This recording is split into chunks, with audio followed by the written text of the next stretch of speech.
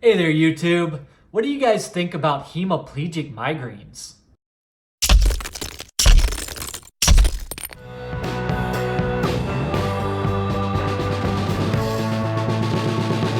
Hey, look, everybody. This isn't a video that I'm coming up here looking for some kind of emotional support. However, I think that it's important to bring this subject to light because there's a lot of misinformation, and even in the medical community, there's not a lot of consensus on what all of the issues are. So, I have hemiplegic migraines. There are really two families of hemiplegic migraines. So normal migraines, if a migraine could even be called normal, I think not, but a normal migraine will involve severe pain, usually on one side of the head or the other, and it can go in the front or the temples or in the back of your head. It can be in tension, it can be even down in your muscles or in different parts of your body.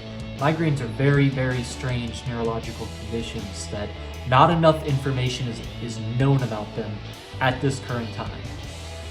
Hemiplegic migraines are a special rare form of migraine, and what happens with some migraines is that you get an aura or a symptom that happens to let you know you're going to have a migraine.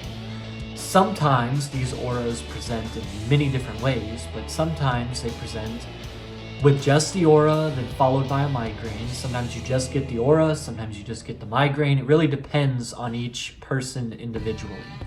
Now, I happen to know quite a bit about hemiplegic migraines and about all of this migraine subject matter because I have had migraines my entire life.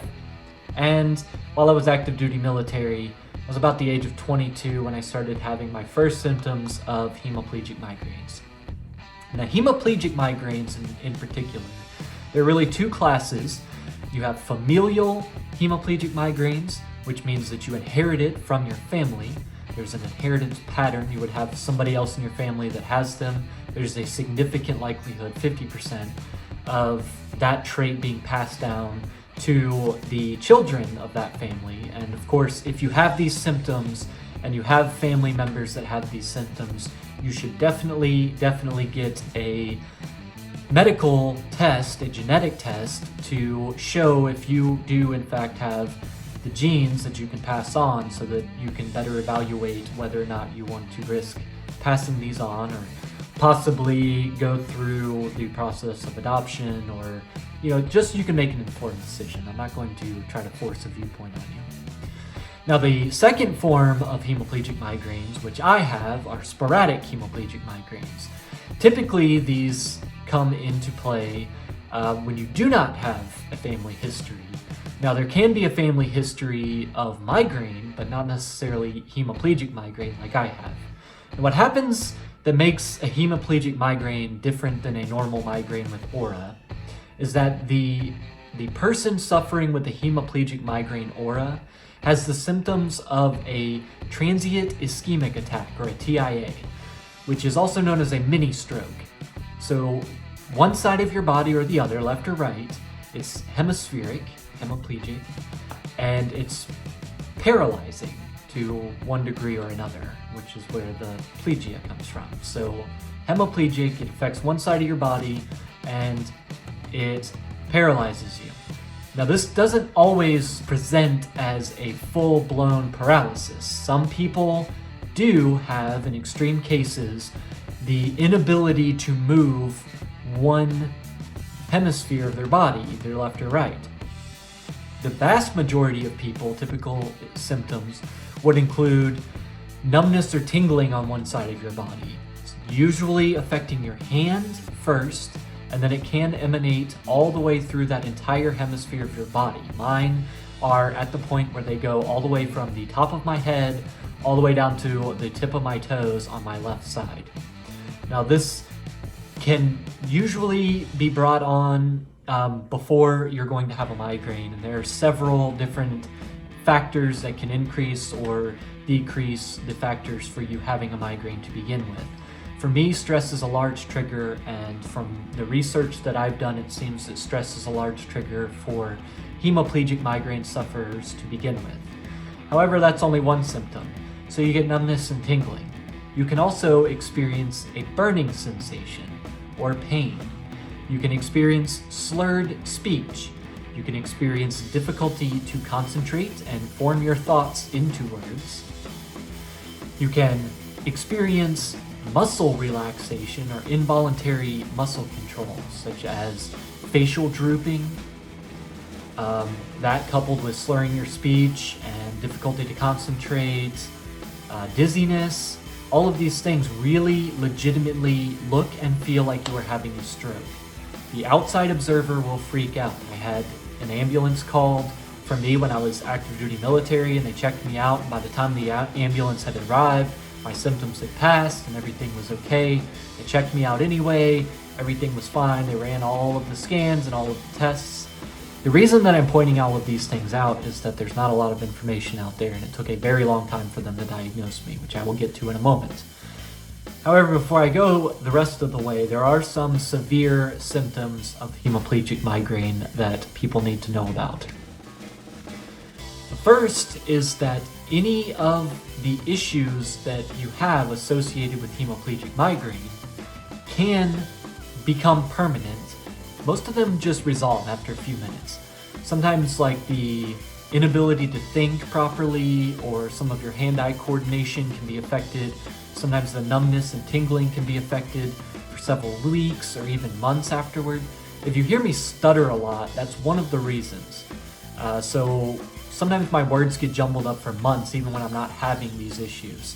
It is normal, but it always comes back eventually. However, the primary treatment source for treating hemiplegic migraine, or for migraines in general, not hemiplegic migraine, but the primary source are a class of drug known as triptans, Maxalt being one of the primary go-tos. Now, triptans are a class of drug that usually has, for the weight of the side effects, a pretty good effect on controlling migraine symptoms and preventing them from ever happening in the first place. However, due to the nature of hemiplegic migraines and it affecting your vascular system in such a very real, tangible way, these problems can actually become permanent, long-lasting, and never will go away if you are using the class of drug triptans for treatment. I was prescribed Maxalt while I was active duty military. I had been taking Maxalt for quite a while, and while I was on Maxalt and taking the triptans every single morning and every single night, I woke up one morning and could not see out of 25% of my right eye. I ended up seeking treatment at an optometrist, and they did a series of tests, found out that it appeared completely normal. Like there was nothing wrong with my retina, there's nothing wrong with my lens, there was nothing that explained this. They eventually had to send me to a neuro-ophthalmologist out of Salt Lake City, Utah. That experience there was great. They rigged me up to a number of very interesting machines, some of which were kind of like medieval torture devices where they had these things that they numbed your whole eye socket and eyelid and like pried your eye open. They read the electrostatic response of your retina to develop a diagram and concluded that 25% of my retina is completely and utterly dead. It will never come back to functioning. It's not expanding, it's not contracting, it's just gone forever in that one portion of my eye. Now, of course, this is very concerning and certainly has an impact on some of my mobility and some of the, my depth perception was off for a little while. It's mostly fine now, but being active duty military and like trying to play sports or work out was a challenge at first until I got used to it. Bright lights, being constantly focused in the spot that doesn't react well, I won't know to blink or to shield my eye from it, and it'll just like heat my retina up and make me get a lot of intense pain. And now I get a more normal migraine aura with visual disturbances. So I'll get bright flashing of light, and it's almost like a electricity flowing out from that blind spot in my eyes. Very difficult to describe unless you could see it yourself. So triptans are certainly a no-go for hemiplegic migraine. They can make any of these symptoms permanent because what happens is they will constrict your vascular system and cause actual blood flow to stop to that part of your body and cause long-lasting permanent damage. That is a very, very bad treatment plan for somebody experiencing these symptoms. My doctor didn't know that. They did not diagnose me with hemiplegic migraines at the time and had me on triptans, and it caused this permanent damage. This is why I'm doing this video. I want more people to know that this is a thing that exists. It's a very, very rare condition.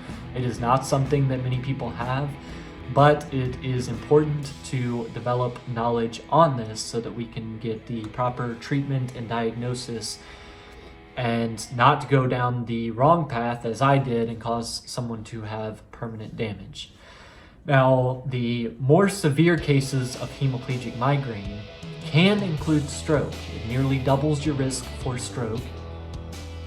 And other symptoms can include the development of seizures or epilepsy, which has happened to me. So I have just recently become epileptic. As of March this year, I went through a 24-hour period where I had very close to 50 different seizures, and it was pretty terrifying. But one of the strange things with seizures is that it scrambled my brains, like to the point where I wasn't thinking rationally at all.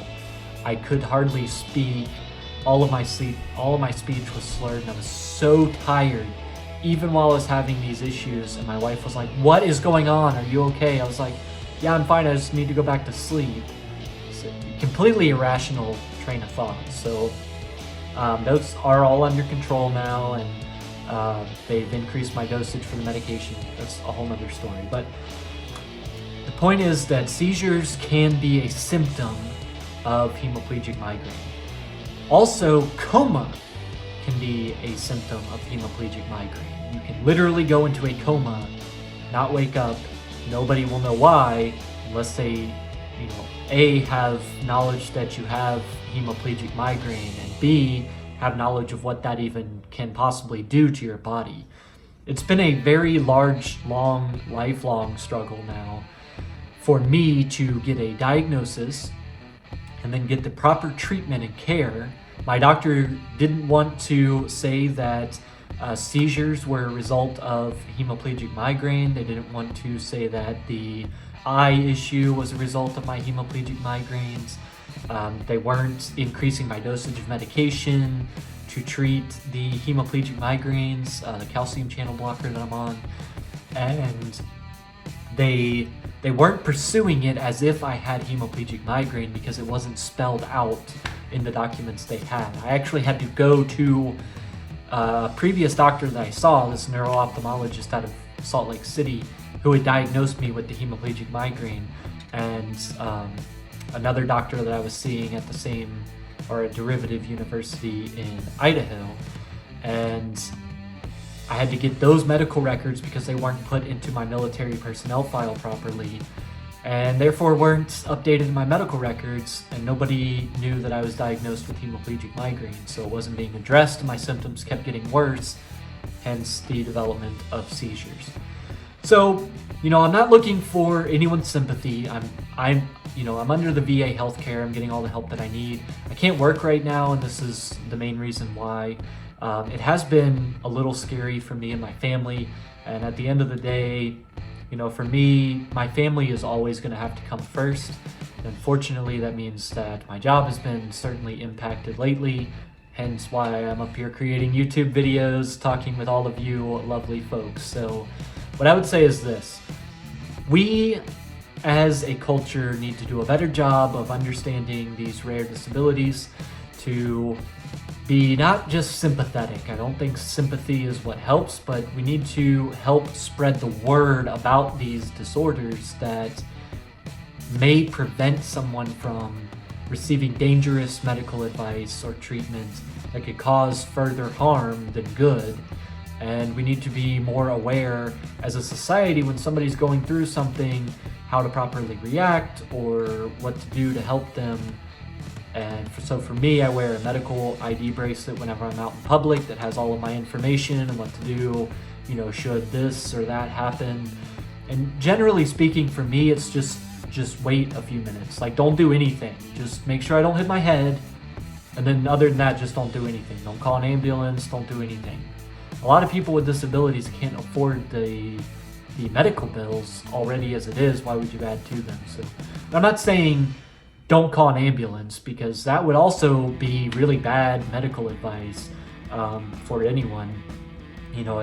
What if I'm actually having a stroke? If I don't come out of it in a couple minutes, then it might be too late for you to call an ambulance. So for certain, if somebody has a medical bracelet on or a medical charm on and they start having an issue and they're not responding to you, you need to look at that first. However, if you feel that you need to call an ambulance, if somebody hits their head and they're bleeding or they have a serious injury, do not hesitate to call the emergency responders. That's what it's there for. So, look, I hope this video helps you guys understand what I've been going through and what a lot of people are going through. There are a lot of other videos online with people that suffer from hemiplegic migraines. It's really a very understood, or a not well understood disorder that I think more people should at least be aware of, because when I tell people I have a complex migraine disorder and that it'll look like I have a stroke, they kind of freak out a little bit, and I think it's understandably so that they would, because they're not going to necessarily understand everything that I'm going through.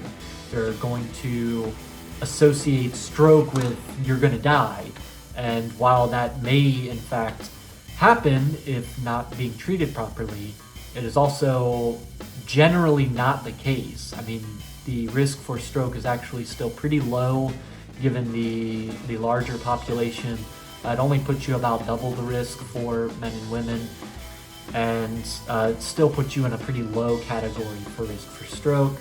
I also take an aspirin regimen to prevent stroke, and I'll be on that for the rest of my life. And these are just things that I have to deal with. But the real problem here isn't so much that I'm going to be on medication or that I have to deal with the symptoms or what have you. The real problem is that I started seeking treatment in 2006 for this disorder.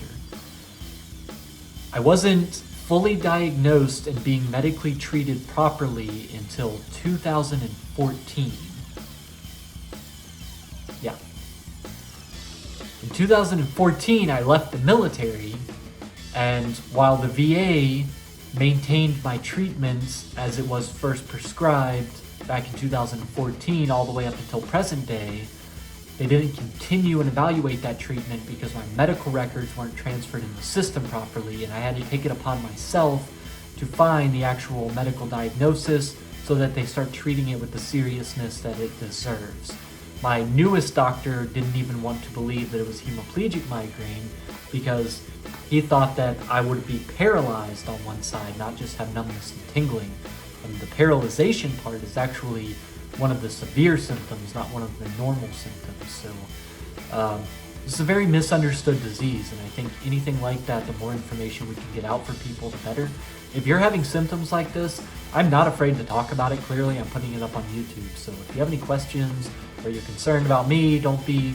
But if you have any questions and you're concerned about yourself or how this might affect you, then certainly let me know, and I can give you all of the resources that I've found on my own.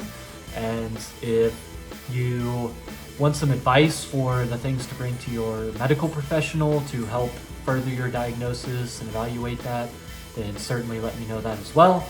I can help you out with that too. So look guys, you've been awesome. I'm sorry to have kind of a random conversation thrown in here, but I thought it was important since I keep referencing some of the medical issues, and sometimes it's more difficult for me to post or live stream because I'm going through, some migraine type issues or health issues.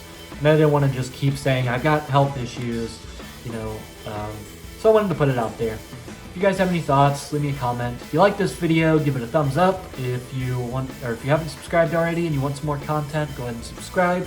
Check out my playlists for additional content that I've already posted, and I will see you in the next video.